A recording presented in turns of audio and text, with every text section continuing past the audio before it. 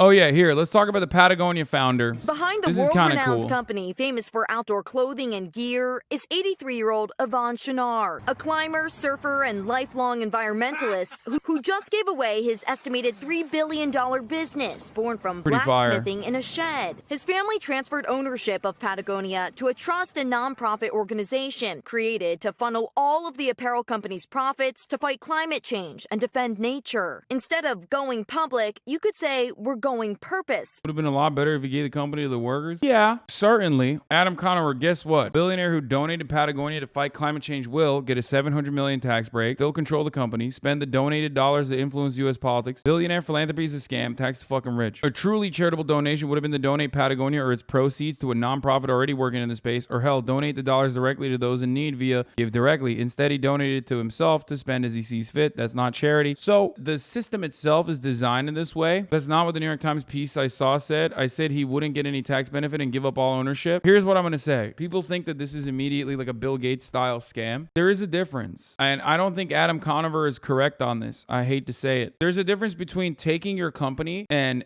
reforming it so that like all of the profits are direct donations, which I think is what he's doing. He'll probably still get paid a tight bag, right, for surviving in the way that he wants to live. But there's a difference between that and like doing what Mark Zuckerberg and Bill Gates have done, which is to set up a nonprofit basically to shelter all of their assets within that nonprofit. I'm pretty sure he's not getting paid by the company at all anymore, but yes, he has enough money to not have to worry about money. Yeah, but I do think that this is a decent fucking thing that he did. This is not like, I can't believe I'm saying this, but this is one of those very unique instances where it doesn't seem like he's doing this for immediate benefits. Like there's always going to be some benefits, and he definitely is still, you know, he still made the bag for many, many years, right? But as far as like billionaires goes, and the system itself should not rely on billionaires being magnanimous. I've said this so many fucking times. This is a fundamental plank of my idea and the way I see the world, right? The system itself should not have such concentration of wealth and power at the top that, you know, the only time when good things are happening is when rich people have allowed it to happen, right? I myself do what is right all the time as well. I try to do what's right all the fucking time. But that does not change the reality that, you know, it should be like that. I talked about this with Andrew Schultz a lot as well. It should not be reliant on rich people behaving in the appropriate way, because the overwhelming majority of rich people, especially ones that get to that level of wealth, are not getting there by behaving in the right way. Rich people shouldn't be rewarded for just doing the right thing. No, you're misunderstanding it. I'm not even talking about this from just like automatic disdain for the rich. I'm saying that the system is fundamentally flawed because it relies on rich people individually deciding on their own to do the right thing. A half a century after founding the outdoor apparel maker Patagonia, Hasan, the eccentric rock climber who became a reluctant billionaire with his unconventional spin on capitalism, has given the company away. Rather than selling the company or taking it public, Mr. Hasan, his wife, and 2 adult children have transferred their ownership of Patagonia, valued at $3 billion, to a specially designed trust and a nonprofit organization. They were created to preserve the company's independence and ensure that all of its profits, some $100 million a year, are used to combat climate change and protect undeveloped land around the globe. The unusual move comes at the moment of growing scrutiny for billionaires and corporations whose rhetoric about making the world a better place is often overshadowed by their contributions to the very problems they claim to want to solve. At the same time, Mr. Hasan's relinquishment of the family fortune is in keeping with his long-standing disregard for business norms and his lifelong love for the environment. Hopefully, this will influence a new form of capitalism that doesn't end up with a very few rich people and a bunch of poor people, Mr. Hasan, 83. Yeah, dude, why? Motherfuckers cannot see the world. Even when you do something that is like unthinkable as like a rich billionaire, his framework is still within the operations of capitalism. He's like, oh, let's just look at a different kind of capitalism. How about no capitalism? There is a different kind of capitalism. It's called not capitalism. It's called socialism. I'm just saying, it'd be kind of cool to think about it that way. We are going to give away the maximum amount of money to people who are actively working on saving this planet. Patagonia will continue to operate as a private for-profit corporation based in Ventura, California, selling more than $1 billion worth of jackets, hats, and ski pants each year. But the Hasan's, who control Patagonia until last month, no longer own the company. Because the Hasan's donated their shares to a trust, the family will pay about $17.5 million in taxes on the gift. The Hasan's then donated the other 98% of Patagonia, its common shares, to a newly established nonprofit organization, which will not be the recipient of all the company's profits and use funds to combat climate change because the Holdfast Collective is a 501c4, which allows it to make unlimited political contributions. The family received no tax benefit for its donation. Under the narrow framework of capitalism, you're not going to get anything better than that. And a billionaire itself, who have generated billions of dollars in revenue, are only going to get to that point through exploitation, through a series of exploitative practices, it might still be good. It might still be better than like 99% of corporations. Quite literally, the point of capitalism is for the wealthiest individuals to make money off the poorest and sacrificing all other standards. There's no such thing as ethical capitalism. Yeah, no, this is a perfect example, okay? Recognizing all profit is extracted from nature is honestly a huge step, something which is honestly very anti-capitalist on its own merit, yes. And not only that, but also doing it in this way where he's like relinquishing all of the wealth, especially because he's like, I already got the bag. This is it. You know what I mean? There was a meaningful cost to them doing it, but it was a cost they were willing to bear to ensure that this company stays true to their principles, and they didn't get a charitable deduction for it. There is no tax benefit here whatsoever. But of course, leftists are doing the one thing that we always love doing, which is like, here's a guy who's like doing something that's a little bit different than like what billionaires at their status normally don't even fucking think about doing, and defend it. And you're like, we should kill this one first. Okay, kill him. I don't know what to tell you. Like, it's just like, this doesn't change the system itself. Billionaires across the board are a policy failure. He himself is already recognizing that, it seems like. You know what I mean? Like, this is what other motherfuckers do. Bear Sade, the Republican donor, okay, who literally took his company, turned it into a 501c4, and dumped it into the Federalist Society. Meanwhile, this motherfucker is doing it. This motherfucker is doing it for conservation efforts, something that he's like personally cared about his entire life. And you're like, nah, it's not enough. Fuck this guy. It's just overall, it seems like an overall good thing. Okay. Hasan says, respect the reluctant billionaire. Publish this. Whoopsie, I became a billionaire. I exploited my workers. Whoops. No, I recognize all of that. But I also recognize, here's what I recognize. Okay. He did what he did. No billionaire can get to that level of wealth without a profound amount of exploitation. That's just the truth. That is the system that we exist under. And if someone within that framework, someone who has achieved a profound amount of success by taking advantage of that system decides to, change their own personal outlook on it and literally, do something that many other people would not choose to do, and no one in his level of wealth has done, by giving away the bulk of their assets during their lifetime. The Chouinards, Yvonne, his wife Melinda, and their two children, Fletcher and Claire, who are both in their 40s, have established themselves among the most charitable families in the country. This family is a way outlier when you consider that most billionaires give only a tiny fraction of their net worth away every year. Even those who have signed, by the way, charitable donations do not fix the problem, obviously. And I hope that you're not thinking that I'm making that argument in any capacity, because that is not correct. But as far as like working within the framework, instead of like drastically working to undermine the current pre-existing hierarchies of exploitative capitalist practices, which is the best thing you can do, it would be, here's what would have been better from a leftist perspective. If he actually engaged in profit sharing with his workers, allowed it to run, maybe not as a cooperative, but at least like with some workers' council or some unionization that then down to the fucking very smallest, like first level, entry level employee had some say in what the philanthropy operates as, right? Then that would be better, okay? That would have been a better way to do this. And then those people might have even voted to, yes, still take all of those take all those profits and turn them directly into turn all those profits into combating climate change. The fact that he did this as an individual decision by himself is a byproduct of the system. It's not necessarily his individual fault.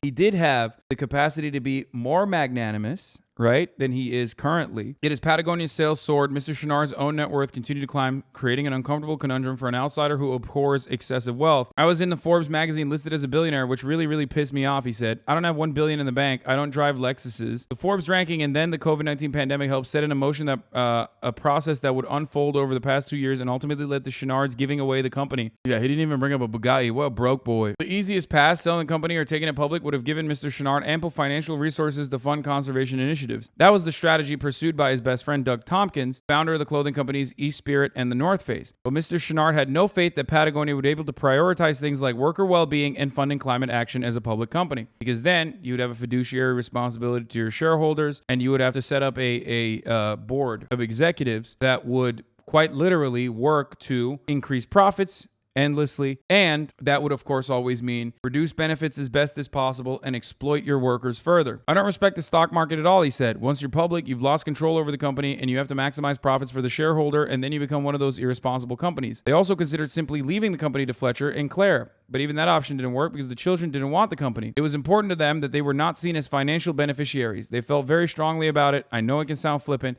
but they really embody this notion that every billionaire is a policy failure. Finally, the legal team and board members landed on a solution. In December, at a day-long meeting in the hills above Ventura, the entire team came together for the first time since the pandemic began.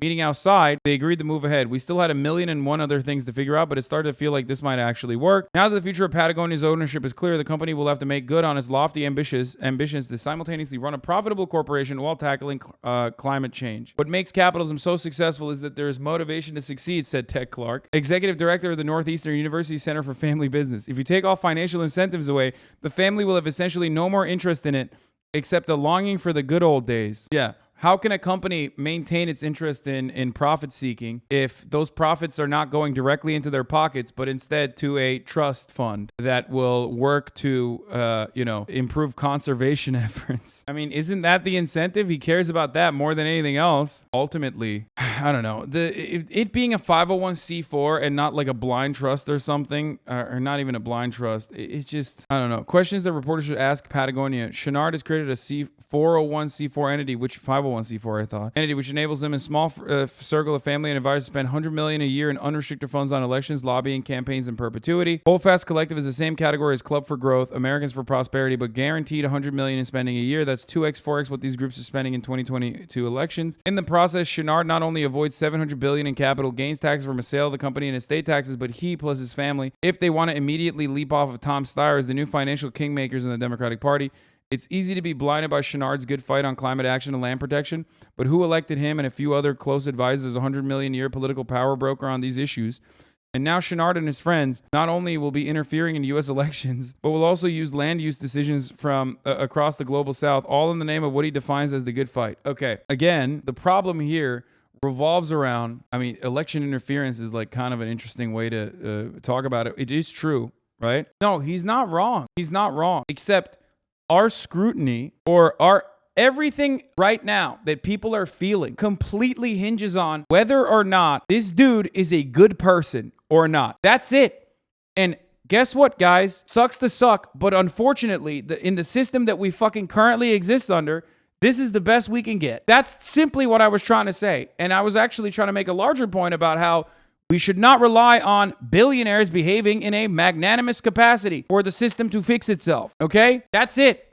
That's how this works. That's how it works. He didn't dodge taxes and run away with the bag. He avoided taxes because he didn't even get the bag. He just straight up donoed the whole company. Yes, but as a 501c4, how much of the funds, which are all the fucking, which are basically all of the profits that they would normally be receiving, how much of that can he use to fund his own lifestyle, right? That's a question that I have. None, because he and his wife are not getting any more profits in the company per the article, only the kids who are still on the payroll, but it doesn't matter. It doesn't matter. I'm saying he still operates the trust, the 501c4. Do you understand what I'm saying? It's a 501c4, so it's like a PAC. And a PAC still has working people within its structure. And if they're controlling exactly where the fucking PAC goes and exactly where the spending goes, again, things that we don't know yet. He could technically fund his own pockets. He could technically take all of this and use it as his own personal slush fund. If he does that, he's not a good guy. But it doesn't seem like, looking at his past actions and looking at what he has said so far, it doesn't seem like he's going to do that. I'm pretty sure he can use it for personal use, but the criticism is that they can decide exactly how their money is used, even if it's for a good cause, which they could be woefully misinformed about. That was the issue with Bill Gates and his interference with public education. That is absolutely correct. And that is a byproduct of the working system that we operate inside of. Do you understand? Do you get it? That was what I was saying. That is always going to be the unfortunate byproduct of operating within a capitalist system. Okay? If you operate within a capitalist organization of the economy, yes, billionaires have all of the fucking power. I understand that. And I'm simply stating all of this hinges on him being good or bad. And it shouldn't be that way. That's why I don't advocate for ethical capitalism. Okay? That's why I advocate for a different organization of the economy. But it is kind of funny that so many motherfuckers in the chat who are like, why don't you use your wealth for good? Why don't you use your influence for good? Which I do, as many of you recognize, are now seeing someone at least say that they're doing that, and immediately their reaction is not fuck you. Any of those neoliberal scrutinizers of myself who don't understand what I do with my money, if they dare criticize this person, I don't know what to tell you. I mean, I know for a fact it was a nice guy. That doesn't mean I trust him with $1 billion. Brother, I know that. I get that. But the way that the system works, unfortunately, is he gets to do whatever the fuck he wants with it. You're just priming us for when you donate the stream to a 501c3 to help labor organizers. Nice try. We see right through you. Yeah. Of course, this doesn't ultimately solve the problem because it's still within the framework of the problem itself. If you consider billionaires to be a policy failure like he has, like he's openly stated, then he has to understand that the policy needs to change. And that policy is economic policy. It's the economic organization of society. Another path was to take the company public. What a disaster that would have been. Even public companies with good intentions are under too much pressure to create short-term gain at the expense of long-term vitality. Like, that take is directly what I say. You know what I mean? He's right about that. He nails that. Of course, again, narrow framework, considering that it doesn't revolve around drastically changing the capitalist framework. And responsibility. Truth be told, he says there were no good options available, so we created our own. The kids, this to me was so interesting. The kids, his kids, didn't want the company and ultimately didn't want the money. They believe, he said, quote, and I think this is true of this family, the kids believe that every billionaire is a policy failure. He said that. Right. And it was just so interesting to sort of see him. But look, he's putting his money money where his mouth is. He's living. You know, we often talk about people who are hypocrites. Right. Say one thing, they do something else. They're virtue signaling, this or that. This guy is living exactly the way he wants to do. I want to help. 100% agree. We're going to find some common ground here. So, you want to help spend his money? I want to help spend it on. I think that there's a lot that could be done. And I think a lot of issues get really short shrift. So now you're the U.S. government. Low key, like, hyper-capitalists completely understand the game. She's right. She's not fucking wrong when she says, like, oh, you're now talking about the U.S. government. Yeah, those things should be handled by the government. And the government is a representative of the system that we exist under. So, like, you're right, but that's not going to happen because the government is capitalist. Common ground. He had Kevin Hassett and Jason Furman both on at the same time talking about, and they found all this common ground. I'm the biggest environmentalist in the world, but we need to do things that we can actually make a difference on. If India and China continue to emit, if we can... So here's the thing, bro. Here's the thing. Okay, are you ready? That guy, the fucking Patagonia guy, is working within the narrow framework of capitalism and doing pretty much the best thing you can do while still being a capitalist. And even then, this motherfucker's like, yo, that's not enough. He should be more capitalist. What the fuck? Continue to chase this singular CO2 obsession. What are any of those not good causes that are things that we need? I mean, industrial but you can spend all waste. Your money on that. It's like you're deciding what somebody else spends. No, I'm just saying if you're going to try to save the planet, those are some of the things that I think money should be directed towards. The other things, a rush to renewables, which has put us into this mess that we're in right now, a singular focus on stopping hydrocarbon production. No, to me, the larger story is about this guy and this company and what they've built. And they've built an extraordinary company. But to me, what's so interesting about it is just that he's decided not only to give the money away, but that he doesn't believe that you can actually run a company in the private sector. I mean, that's the other, to me, interesting issue about this. It's your idea to not take the SPAC, to do it. And he does it, well, but there, by the way, there's people who think, okay, you turn it into a not-for-profit, he's now not going to be involved. Are there incentives? I don't want to say incentives aligned, but if profit is not the motive anymore, does that change things? I mean, I think there's some... That's so funny. Yeah. Profit is not. No, dude. Profit is still the motive. Trust me. If profit was not the motive here, then he would have just fucking turned his company into a cooperative. Okay. If sustainability, like if sustainability within the corporate structure was his main interest there, then yeah, no, it would be a fucking cooperative corporation. Except that's not the point. He's literally just saying, like, all profits of the company should just go directly into fucking this 501c4 that will then dump the funds into adequate renewable energy initiatives that I choose, me and my close advisors choose. Here, this guy did do the same thing that Said did, by the way. But instead of doing it in right before he passes, Instead of doing that for the Federalist Society, he's doing it for, again, we don't know what yet. He claims that he's going to do it for conservation efforts. One small difference is that the Chenards are paying $17.5 million in gift tax on their 2% of shares that are going to a trust outside the C4, but normally a $3 billion gift would result in a $1.2 billion gift tax. By making almost exactly the same move as Said, the Chenards are reducing their gift tax liability by 98% and avoiding income tax on any capital gains/dividends from Patagonia that flow into the C4. I happen to share the Chenards' political views and not Said's, so in that sense, there is a difference. But it can't be that when liberals avoid gift and income tax by transferring shares to a C4, it's no tax benefit, while when conservatives do the same, it's an unusual series of transactions that appear to have avoided tax liabilities. In one case, it's climate philanthropy. In another, it's dark money. Note that the phrase dark money never appears in the Patagonia story. He's right. That is true about this. It is the same system. The New York Times laying a towel down on the bed for a billionaire Dem who gave 98% of his company to a 501c4 to advance lib causes. Last month, when a billionaire rep gave 100% of his company to a 501c4 to advance conservative causes, the New York Times fretted about dark money. Yeah, it's true, because there is a difference. They're both dark money, technically, but there is a difference between conservation efforts and the fucking Federalist Society. And I personally do think that it is ultimately a good thing, or rather, it is one of the better things you can do within this narrow framework if more billionaires behave this way. However, if he still turns around and uses the 501c4 as his personal slush fund while he's like getting good PR from the likes of New York Times, then that's not good. I hope that this is something that people can understand. Anyway, that's my take on the Patagonia shit. Sorry that it's not as exciting and not as like enthusiastic about him, but also not as immediately like shitting on him in the way that you wanted me to cover this, like, because I feel as though people only want to hear me either like directly shit and say that we should kill every billionaire or whatever, or say something along the lines of like, oh man, this guy's actually really fucking good, I love him, but the world is more complicated than that, and there's more nuance necessary in this situation, in this kind of analysis.